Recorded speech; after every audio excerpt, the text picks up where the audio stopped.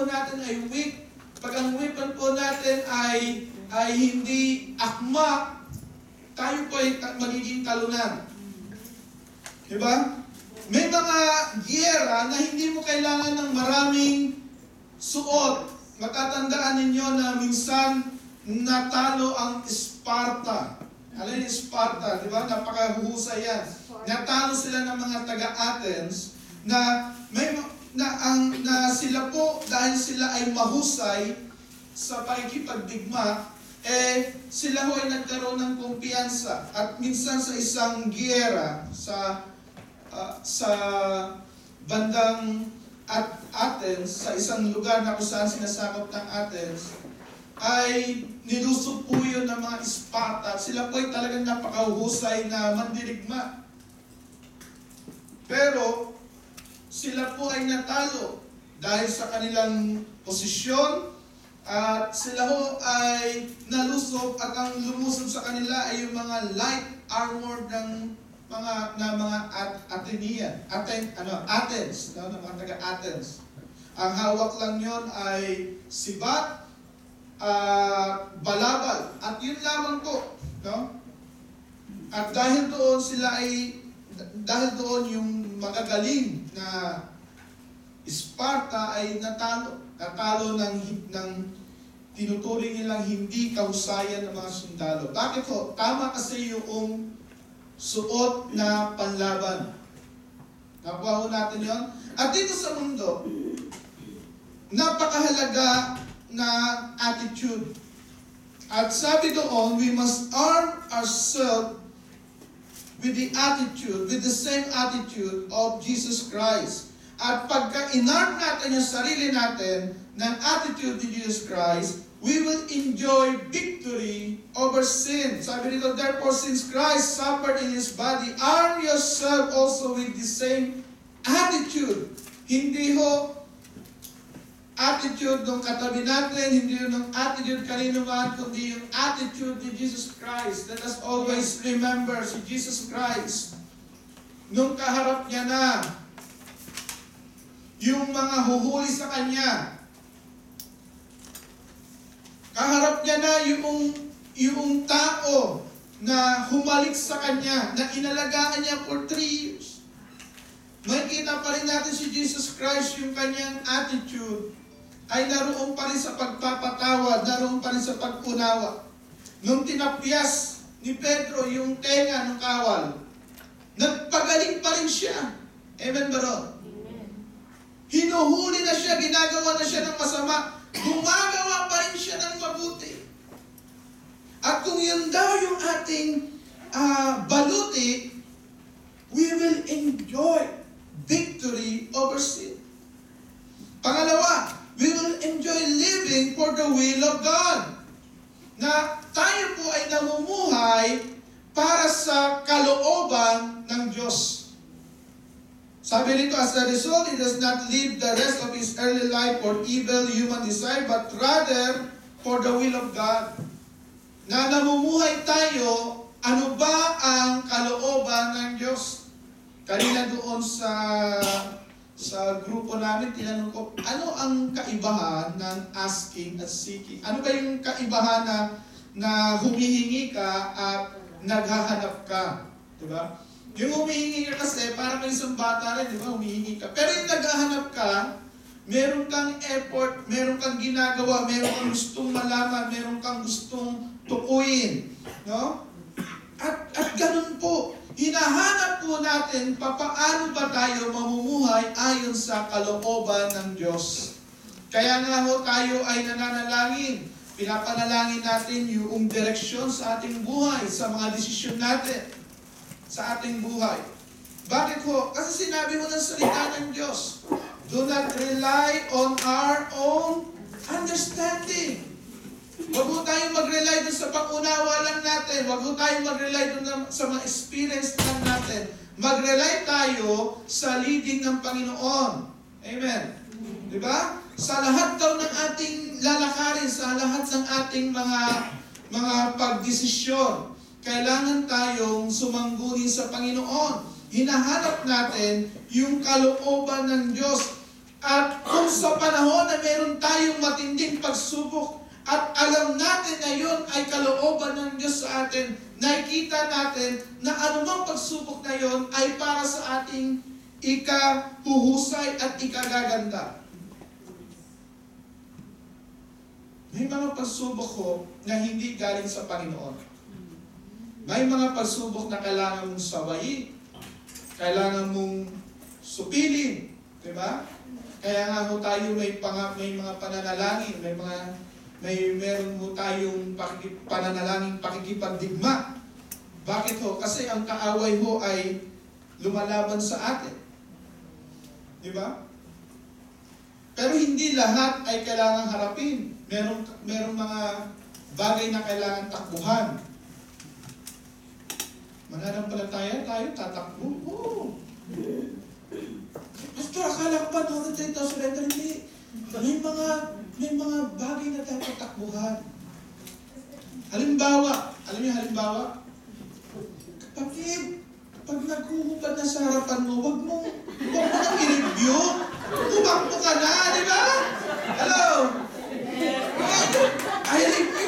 Di ba? Hindi. Mamaya, nakapin ka yan eh. Wala na. Tinatakbuhan mo yung mga ganon, di ba? Oo. Di ba si Joseph, di ba?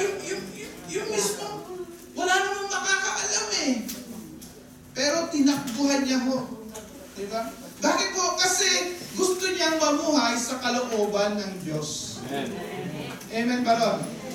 At tayo rin ho, bilang mga mananampalataya, hanapin natin, ano ba yung kalooban ng Diyos? Kaya nga ho, ang Panginoong Jesus, nung gusto na siyang gawing hari, nung pagkatapos niya magpakain ng 5,000 kalalakihan, gusto na siyang gawing hari, 5,000 kalalakihan.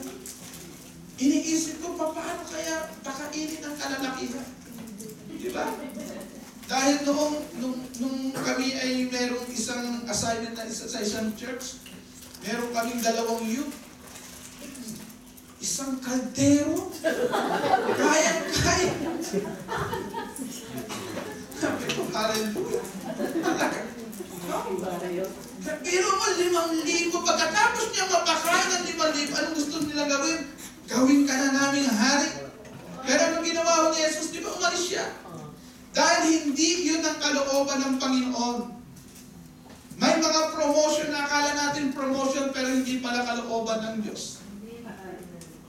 Merong mga blessing na akala natin blessing pero hindi pala kalooban. Kaya hinahanap mo, Panginoon, ano po ang kalooban mo? Saan ka mag-glorify? Saan po sa mga ito? May mga pagkakataon na hinahayaan tayo namimili. Maaring hanap buhay, maaring manliligaw, parang hindi applicable sa atin yung manliligaw. Di ba? Meron mga ganun eh. Meron pamimili at dahil doon, hinahanap mo ngayon ang kalooban ng Diyos. The contrast is between the desires of man and the will of God. Yung desire natin, contrast sa kalooban ng Diyos. I remember yung isang kwento ni General Saavedra. Meron siyang isang tenyente. Sabi niya, dito ang daan. Yung daan na sinabi niya malayo. Pag tinignan sa mapa, paikot. Sabi nung tenyente, dito na lang kasi pag diniretso, maikli. Ayaw makinig. Talagang diniretso nga. Hindi niya alam, yung mga dadaanan doon ay bangi. Maikli nga tignan sa mapa, pero maraming panganib at maraming pagkakataon ganun tayo. Ang nakikita lang natin yung maiksi. Shortcut. Madali ito. Pero may mga patibong doon habang dumaraan. At may mga pagkakataon na meron tayong daraanan na akala natin ay matagal. No? Naalala ko nung ako ay bata pa. Kasabihin ng, umuwi kami mga 2:00 na. Sabi ng nanay ko, saan ka na nanggaling? Sabi ko, Nag-shortcut po kami. Alam niyo yung shortcut? Umakyat kami doon sa bundok ng cavalry. Kasi noon kami nasa Fort Bonifacio. Meron doon cavalry. Yung cavalry ho, may mga alagang kabayo. Nangunguha kami doon ng mga tuyong bomba ng kabayo. Kasi meron kaming garden noon eh. Yung gardening.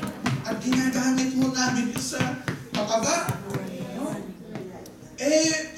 Pag umakyat doon, meron ka pang makikita mga maliit na waterfalls. So, siyempre ang ganda, no? Kaya yung imbis na alas 12:30 na sa bahay na kami, alas 2 pasado. At sabi ng nanay ko, saan ka pumunta? Saan ka galing? Nag-shortcut po. Saan shortcut po? Sa cavalry? Layo-layo. No? At may mga pagkakataon mo na ganun tayo. At yun ay medyo mapanganib dahil mayroong daraanan ng padausbus na dahil may talon lumot yung daan. Mga kapatid, isik natin, ano ba yung kalooban ng Diyos? No? Ano po ang kaloob? Hindi lamang mukhang mahaba, kundi doon sa lalakaran natin. Yung lalakaran ba natin lakaran na kung saan napakaluwag at napakaraming dumaraan, o ang hahanapin natin yung makipot na daan at kukunti lang, pero yun naman ang kalooban ng Diyos. Amen? At yun po tayo bilang mga mananampalataya. Pagka sinuot natin yung attitude ni Jesus Christ, hindi ngayon yung comfort ang hinahanap mo, kundi ano ang magbibigay ng glory sa Panginoon. Bakit? Eventually kasi, yung mga bagay na may kipot, sa dulo ay maluwag. Yung mga bagay na maluwag, sa dulo ay makipot. Yung mga bagay na makikipot, sa dulo ay kainan. Ang mga bagay na maluluwag, sa dulo ay ihawan. Alam niyo? Di ba ganun ang impyerno? Napakaluwag, pero sa dulo ay iihawin ka. Sa Panginoon, napakakipot. Pero sa dulo ay kainan. Wow. Amen? Sa dulo ay piyesta.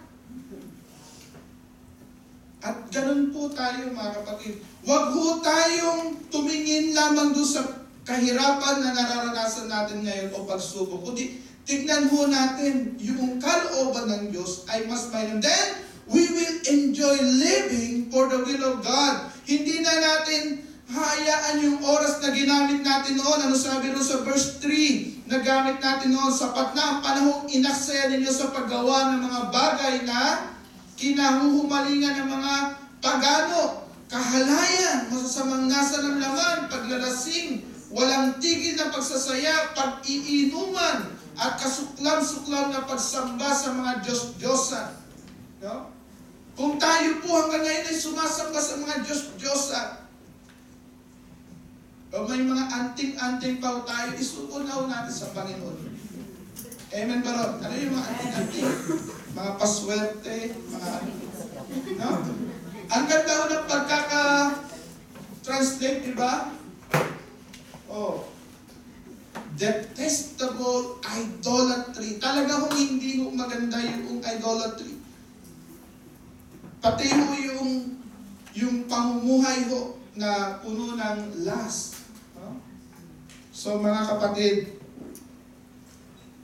pag tayo po sinuot natin yung attitude ni Jesus Christ towards sin, we will be militant against sin. Amen.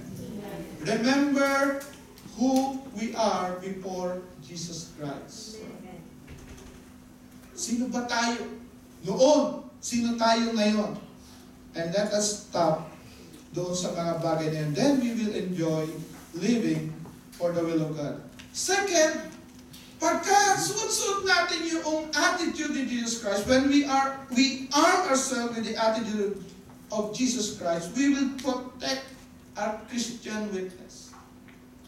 Mapoproteksyonan ho natin yung pagsabi natin na tayo nga ay mananampalataya, na tayo nga ay binago na ng Panginoon. Unsaved people will not understand us. Unsaved people will not understand the radical change na nangyari sa atin. Amen? English ako na English, meron pa akong trauma kanina. Puro English kasi. No? Unregenerated people will only understand yung buhay natin dati. Pero yung bakit nabago ka na? Pero dahil sa nakikita na yung pagbabago sa'yo, doon nagniningning yung ating home Christian witness. Amen? Kasi ano pa ba yung pagbabago kung parehas lang naman tayo? Diba? Sabi dito, they think it's strange that you do not plunge with them into the same flood of dissipation. Anong ginagawa ngayon? They heap abuse of you. Anong ginagawa ngayon? Inaalas ka na. Sinasabi sa'yo, oh, bakla ka na. Takot ka na sa asawa mo. Diba? One man woman ka na. O one woman man ka na. Diba? Ganun na lang. Maling sabihin pa sa'yo na, hindi ka ba nagsasawa sa isang putahe? Ganyan, di ba? Yan ang sanlibutan eh, di ba? Yan ang sa sanlibutan eh. Kaya ba naging putahe ang asawa? Di ba?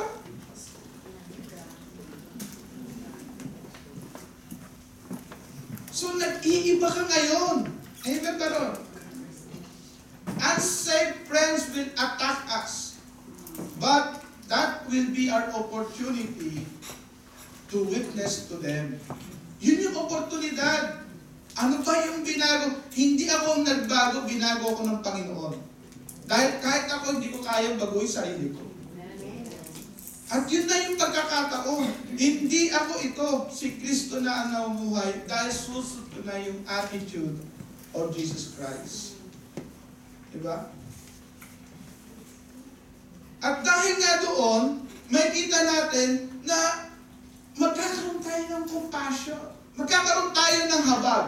Bakit alam natin na hindi naman panghabang buhay ang ating pag-stay dito sa mundo. Tayo po ay katulad po ng mga mandarayuhan, di ba?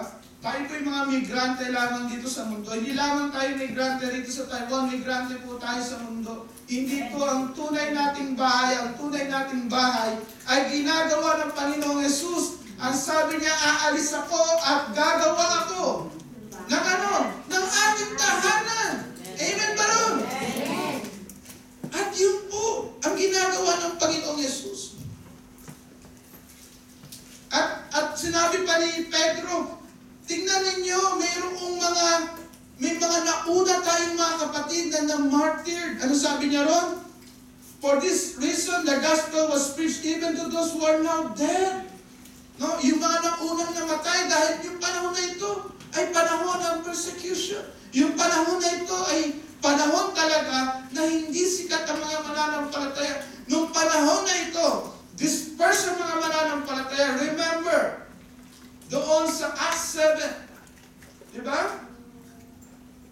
Pinatay si Esteban. At dahil doon sila ay nagkalat. Nagsipagkalat, di nagkalat pala. Alin yung Tagalog. Nagsikalat sila. Bawal pala dito sa Taiwan magkalat. Mahuhuli, may multa. Nagsikalat po sila mga kapatid. At nung nagsikalat sila, nung panahon na yan, hindi pa ho nasa puwersa ang mga Kristiyano.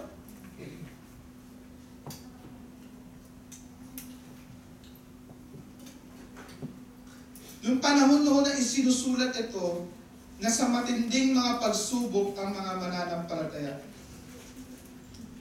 Most of them had been falsely judged. Inaccuse sila, ang iba'y pinatay. No? Pero sinasabi ni Pedro, ano sabi niya? Yung mga nag-persecute, they will have to give account to Him who is ready to judge the living and the dead.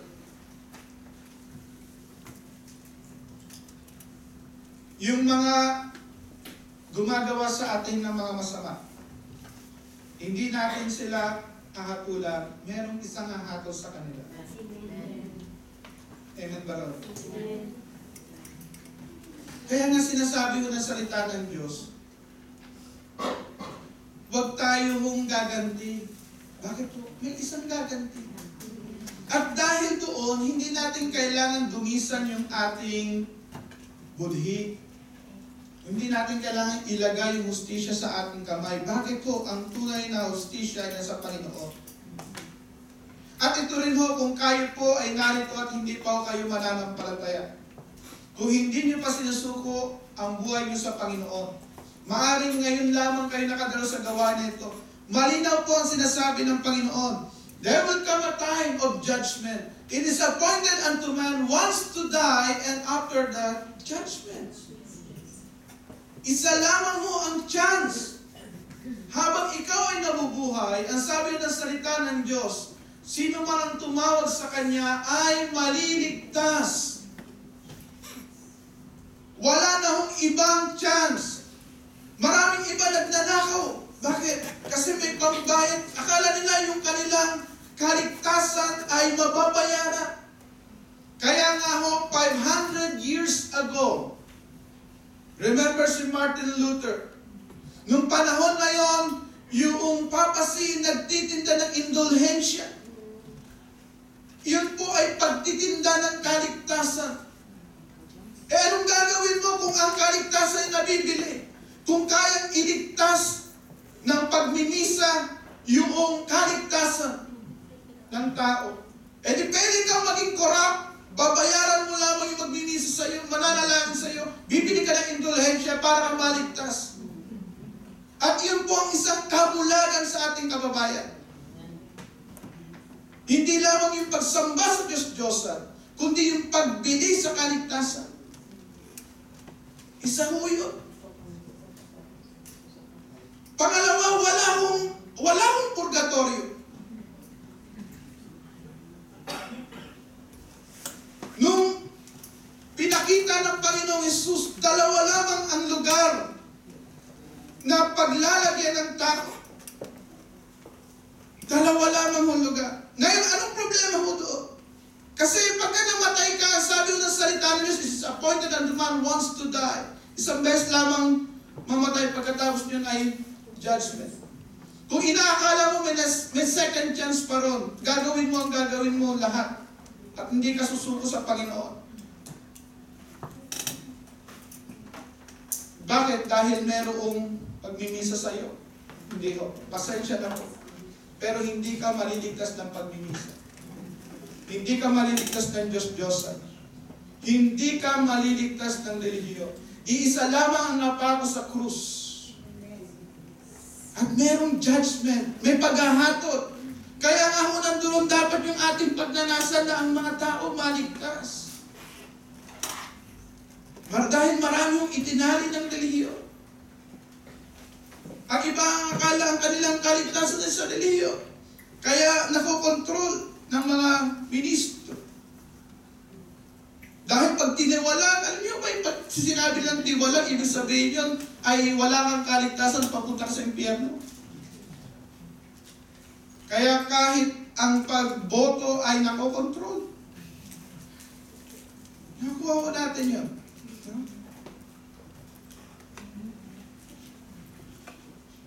So mga kapatid, iisa lamang ang tagapagligtas. Si Jesus lamang napako doon sa cross. Si Jesus lamang ang nagsabi, ako ang daan, ang katotohanan ng buhay. Walang makaparoroon sa Ama maliban sa pamamagitan ko. Si Jesus lamang ang naging bayad doon sa cross. Yung dugo niya ang pinaglinis sa atin. Ngayong linggo ay aalalahanin natin ang pagkamatay at muling pagkabuhay ni Jesus sa pamamagitan ng pag-take ng Santa Cena. No? It will protect our Christian. Pagka inano natin yun, yung attitude of Jesus Christ, napaka-tindi yung pagtingin niya sa kasalanan. Napakatindi ng pagtingin sa kasalanan ng Diyos na kailangang mamatay si Jesus. Dahil kung tayo po ay maliligtas sa relihiyon, hindi na kailangan mamatay si Jesus. Maliligtas ka lang pa sa relihiyon, sumama ka to. Kung tayo po ay maliligtas ng misa, hindi na kailangan mamatay si Jesus. O indulhensya, o kung anumang mga pasabit dito, ito po ay ano lang to, palamuti. Hindi mo ito nakakapagligtas. Isa lamang ho ang makapagliligtas sa Jesus. Isa lamang po ang ibinigay na pangalan sa silong ng langit na sukat ikaligtas ng tao. At yan po ay ang pangalan ni Jesus. Kung sino man ang tumawag sa Kanya, ang sabi ko ng salita ng Diyos ay maliligtas. Pasensya na po, wala akong mediatrix. Kung ako po ay magpapabunot ng ngipin, hindi po ako pupunta sa nanay ng dentista. Pupunta po ako sa dentista. Kung ako po ay magpapagamot, hindi po ako pupunta sa nanay ng doktor, kundi magpupunta ako sa doktor. Ganon din naman. Kung nais kong maligtas, hindi ako pupunta sa nanay ng tagapagligtas, pupunta ako sa tagapagligtas, Jesus Christ! Napaka-importante po yan sa atin. Napaka-importante ho. Bakit ho? Kasi kahit ilang beso tayo magpupunta rito pag hindi nyo natin nakita na si Jesus lamang tagapagligtas. Ako po ay mananagot sa Panginoon. At sasabihin ninyo, pare-parehas lang naman. Hindi ho pare-parehas. Tayo po'y naniniwala na isa lamang tagapagligtas sa Jesus. At ang tayo naliligtas sa pamamagitan ng biyaya ng Panginoon sa pananampalataya natin sa ginawa ni Jesus. Malinaw ho ang salita ng Diyos. Hindi tayo naligtas dahil sa ating mga gawa. Tayo'y naligtas dahil sa biyaya ng Diyos. Sa pamamagitan ng ating pananampalataya. Kanino? Kay Jesus. Dahil doon, wala ho tayong may pagmamalaki. Hindi ho natin may pagmamalaki yung ating natapos. Hindi ho natin may pagmamalaki yung ating nagawa. Hindi ho natin may pagmamalaki yung ating binigay. Wala ho tayong may pagmamalaki. Maliban lamang dahil sa biyaya at awa ng Diyos, tayo po ay naligtas. Tayo po ay makasalanang tinupos ng Panginoon. At yung pong salitang tupos, napakalaki yun. Wala hong alahas na natupos niya ang kanyang sarili. Hello? Lahat mo ng alahas nakukulong sa sanglaan. Walang mga bagay na nasanglaan na kayang tubusin ang sarili. Kaya kailangan natin ng manunubos. Kailangan natin ng magbabayad sa atin. At ang nagbayad sa atin ay ang Panginoong Jesus. Amen. Amen. Amen. At yun po ang mensahe. When we are doon, when we are ourselves with the attitude of Jesus Christ, may kita ho natin yun. Kaya mag-iiba ngayon ang iyong pananaw sa mga taong hindi pa nananampalataya. Magkakaroon ka ng awa, magkakaroon ka ng habag. Bakit po? Maring napakadeboto nila. Maring tumanda na sila sa paniniwala nila, pero hindi pa rin nila nakikita ang kaligtasang binibigay ni Jesus. At yung iba naman ay patuloy pa rin doon sa buhay na yun. And in verse 5, that they will have to give account to Him. Bakit sinasabi natin ito? Para manila hindi yun. Because there will come a time that every man will give account to Him who will judge. Amen. Kaya kung tayo nag-witness sa mga kapatid natin, nag-witness tayo sa mga kaibigan natin, nag-witness tayo kahit sa magulang natin, kahit sa mga anak natin. Bakit? Because there will come a time that we will give account to Him. And He is the one who will judge the living and the dead. Si God. Amen? Okay. Ngayon, pagka in-arm natin yung ating sarili with the attitude of Jesus Christ, ano pong mangyayari? We will boost our relationship. Yung relationship natin, una, yung pakikipagrelasyon natin sa Diyos. Ano sabi ng salita ng Diyos? The end of all things is near, therefore be clear-minded, self-control, so that you can pray. So that we can call upon God. Pagka may attitude ka ni Jesus Christ, si Jesus Christ po, napaka-submissive nung na siya po ay narito sa lupa. Totoo po ang sinabi ko sa Philippians 2. na bagamat siya'y Diyos, siya'y nahayag sa laman, hinubad niya. Bakit ho? Para ho siya'y mamatay at iligtas ho tayo. Si Jesus ay namatay para sa atin. At para siya mamatay, kailangan siya maging tao. Ang lumikha ng lahat, walang bagay na nalikha, kundi sa pamamagitan lamang niya. Malinaw po sinasabi ng salita ng Diyos. Nang pasimula ay ang salita ay sumasa Diyos, at ang salita ay Diyos. In the beginning was the Word, and the Word was with God, and the Word was God. Siya na namatay ay hindi lamang tao, kundi siya ay Diyos, na nahayag sa laman. Siya ho ay nagpakumbaba, at nung narito siya sa lupa, siya po ay umiiyak, tumatawag sa Ama. Nananalangin po siya. Dahil ang kalooban niya at ang nasa niya ay matupad ang kalooban ng Ama. Self-control. Ay kita ho natin doon. Clear yung mind niya. Clear na alam niya kung bakit siya narito. Ang sabi niya na parito ako para ano? Para hanapin ang mga may sakit. Di ba? Alam niya kung bakit siya tinawag. Alam niya kung bakit siya gumagawa. Alam niya na hindi siya naparito para mag-please ng tao, kundi magligtas ng tao. Kaya nga ho, dumating sa punto na siya po ay inaakusahan na. Bakit ho? Kasi yung mga nag-akusa sa kanya, they want to please men. Pero si Jesus Christ want to please His Father.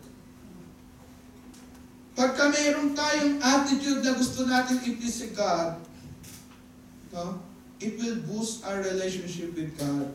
Amen. Mananalangin tayo, Lord, ikaw po eh. Ikaw, yung kalooban mo, hindi yung kalooban ko. Diba? Si Jesus mismo nagsabi, not my will. Kung po pwede nga lamang itong saro ng tipan ay hindi ko na inumin, pero hindi kalooban ko, kundi ang kalooban mo. No? Kung tayo po ay sober-minded, we will watch unto prayer. Okay. At yung pagsuot din natin yung armor o yung arm tayo ng attitude of Jesus Christ, it will boost our relationship with our brethren. Bakit nagkakaroon ng problema sa mga kapatiran? Because hindi natin sinusuot yung attitude of Jesus Christ. Ang gusto natin yung attitude of the world. Diba? Hindi mo ba ako kilala? Mga ganong klase ng attitude. Ilang taon ka na rito, ha, kapatid? Alam mo ako, 5 years na ako rito sa Tagalog Fellowship pa. Ano ba yung attitude pa naman yun? Walang ganun na, di ba? Dapat ko yung attitude of you. Alam niyo, yun ang naging problem ng mga Pharisees kay Jesus Christ. Because they've been there. Ang tagal na nila doon sa templo, tapos ikaw bago ka lang, papasok ka. Bakit ka namin pakikinggan? Ganun ho yung attitude ng mga Pharisees, ng mga religious leaders. They are seniors. Kaya hindi nila matanggap si Jesus. Sino ka ba? Karpintero ka lang. Anak ka lamang ng karpintero. Di ba nung dumating si Jesus sa Nazareth, hindi siya makapagpagaling? Bakit? Dahil hindi maniwala yung mga kababayan niya na siya yung Mesiyas at sa pamamagitan niya kumikilos ang Diyos. Bakit to? Kasi yung attitude ng sanlibutan. Sino ka? Bago mo lang. Ganun yung attitude kay Jesus Christ. O ano ba? Yung masyado namang kilala. Sino ka? Lumaki ka dito, karpintero ka lang. Diba? Grabe yung attitude ng mga kababayan ni Jesus Christ sa kanya eh. Diba? But when we have the when we have yung attitude of Jesus Christ, it will help boost our relationship with our brethren. Above all, love each other deeply because love covers multitude of sin. Alam niyo po, napakainam yan. Bakit po? Mga kapatid, pag ikay naging Kristiyano, sigurado po ito, ma-o-open ka. Hello? Sino sa inyo ang hindi pa na-open sa kanyang kapatiran? Lahat po tayo na-open. Kaya nga ho, napakainaw na, kaya nga ho, pinasusunod sa atin yung attitude ni Jesus Christ, hindi yung attitude natin. Dahil kung tayo, lagi tayong talunan. Kung tayo makikita natin yung mali ng iba. Kaya sinabi ni Jesus, o nakikita mo yung puwing, hindi mo nakikita yung malaking nakalagay sa mata mo. Ganun mo, lahat mo tayo. Lahat mo tayo, kasama na ako doon. Kasi nakikita natin, sino sa inyo ang laging nakikita ang sarili ninyo? Hindi, di ba? Katulad ko, hindi ko nakikita yung tsura ko, pero nakikita ko kayo. Kasi ganun mo talaga tayo. Yung mata natin nakikita yung iba, pero hindi, maliban lamang na magsalamin tayo sa kalamang natin nakikita yung sarili natin. Kaya nga ho, kailangan natin isuot yung attitude of Jesus Christ. Ako, siya, sila, katabi mo, lahat ho tayo nangangailangan nun. Amen? Amen. Lahat ho tayo. No? Kaya nga ho rito, ang pinaka-importante ho ay masuot yon para yung love natin ay mag-overflow. At love will cover multitudes of sin. Magkakaroon ng forgiveness. Remember Peter, nauunawaan po ito ni Pedro. Remember si Jesus Christ nung kinausap niya si Pedro. Ano lamang ang tanong ni Jesus Christ kay Peter? Peter, do you love me? Peter, do you love me? Di ba ganun ang tanong ni Jesus Christ kay Peter? Hindi niya sinasabi, "Oh Peter, mali ka doon ha. Bakit mo ako tinatwa?" Loko ka. Hindi niya ginanon eh, di ba? Hindi niya ako ginanon si Pedro. Ang tinanong lang yan, gaano mo ako kamahal? Pag-ibig eh, pag-ibig, di ba? Bakit? Love covers multitudes of sin. Yan. Hindi lamang ho, love covers sin. Hindi lamang ho singular. Ang tindi ng pagkakasabi, multitudes, napakarami nun. Ang ibig sabihin yun, napakaraming panahon na kailangan nating magpatawaran sa isa't isa. Kaya kung kayo na-open ko ngayon, patawarin nyo na ako. Pero ganun po talaga. Kailangan nating magpatawaran sa isa't isa. Bakit po? Kasi nasa lupa ho tayo, nagkakamali tayo.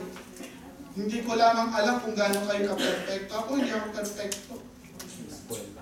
Buho ko nga, hindi ako matagalan eh. Nag-aalis. Diba? Hindi ko tayo perfecto. Pero yun po yung biyaya ng Diyos. Dahil sa biyaya tayo naligtas. And dahil sa pag-ibig ng Diyos, kaya ho tayo nakaka-ibig din, nakakapagpatawa, nakakapag-unawaan. Diba? Amen ba ron? Third, yan, offer hospitality. Saan? To one another without grumbling. Alam niyo ba, lahat ng mananampalataya ay member ng hospitality team. Amen. Lahat po ng mananampalataya, we are called to be hospitable. Amen. Amen. Kaya nga, kung pagkasusunod natin yung attitude of Jesus Christ, it will boost our relationship. Alam niyo po sa pagkakatagalog, iba yung pagkakatagalog yan. Basahin ko po sa Tagalog. No? Basahin ko po sa Tagalog. Sabi ko sa Tagalog, huwag maging mabigat sa inyong loob at pagtanggap sa inyong mga kapatid sa inyong bahay. Huwag maging mabigat. Mamaya, basta bahay mo. Sige. Kaya ka ng bahay mo. Mukhang kailangan mo i-apply ngayon. Basta bahay mo na regalo. It will boost our relationship. Last, pagkasusunod natin yung attitude of Jesus Christ, when we arm ourselves with the attitude of Jesus Christ, it will strengthen our Christian service. Magbubukas yun para tayo patuloy na mag-serve. Amen. Huh? Christian love must result in service. Diba?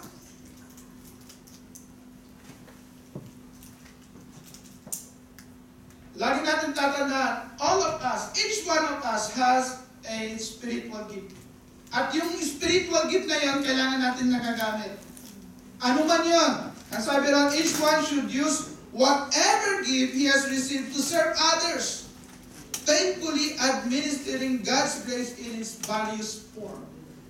Various form. Napakarami ng regalo ng Panginoon sa atin. Napakarami. Di ba? Para lang magpatuloy yung gawain na ganito, kailangan natin ng maraming tao. Gumagawa, kumikilos. Whether yan ay backstage, diba? Napakarami. May mga nananalangin. May nag-a-usher. May kailangan magpakanta. Diba? At ang bawat isa mo sa atin may kanya-kanyang gifts. Christian love must result in service. Okay. If anyone speaking, should do it as one speaking the very words of God. If anyone serves, he should do it with the strength God's provide. Lahat po tayo binigyan ng kaloob ng Diyos. Iba't iba po yan. At magpagamit po tayo sa Panginoon. Napaka-importante po na yung regalo ho ng Diyos ay ginagamit natin. Dahil para po yung mga bagay ho na pag hindi mo ginagamit, kinakalawang din. So, ipagamit po natin. Alam niyo yung kagandahan pag nagpapagamit tayo sa Lord. Makikita natin na kahit sa panahon na para bang pagod tayo, nakikita natin, ini-strengthen tayo ng Lord. Yung pagod natin, dinudugtungan ng Panginoon. At ikaw magtataka, bakit ako na pagod ay nagagawa ko ito?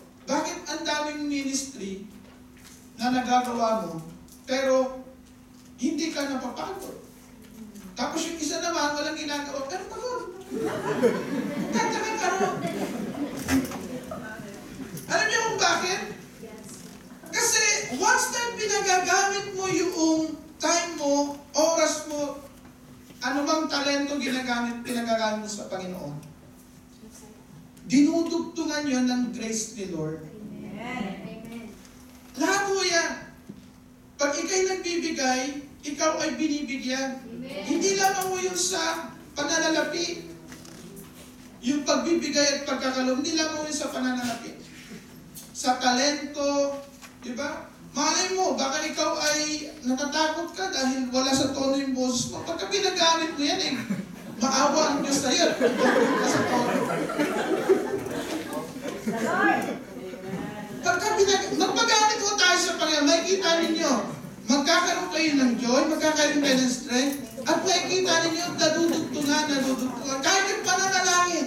Kaya nga ho tayo medyo late ngayon dahil ang dami kaninang parang ayaw manalangin, pero nung nanalangin na, humaba. Di ba? Sino sa inyo doon sa mga grupo, di ba humaba yung panalangin? Dahil habang mong ginagamit, dinutugtungan ng Panginoon. Habang ka nagpapasensya, mahaba pasensya mo lang. Amen. So once we arm ourselves with the attitude of Jesus Christ, it will help us enjoy our calling. Protect us sa maling pamumuhay. So it will protect our Christian witness. It will boost our relationship with God, with brethren. At it will strengthen yung ating paglilingkod. Kung kayo po ay wala pang involvement sa ministry, it's time to pray, Lord, saan mo ako magagamit? Kung meron kayong problem ho sa kapatiran, patuloy ho kayo humingi ng grace sa Lord. God will strengthen you. God will give you grace. Amen. So you could be graceful din sa iyo. Kung kayo po ay hindi pa mananampalataya at narito kayo ngayon, it's time for you to put your trust to God. To Jesus. Accept Jesus Christ as your Lord and personal Savior. Siya lamang po ang nakapagligtas. Kung ikaw ay mananampalataya at nag-e-enjoy ka pa sa sanlibutan, it's time for you to go back to God.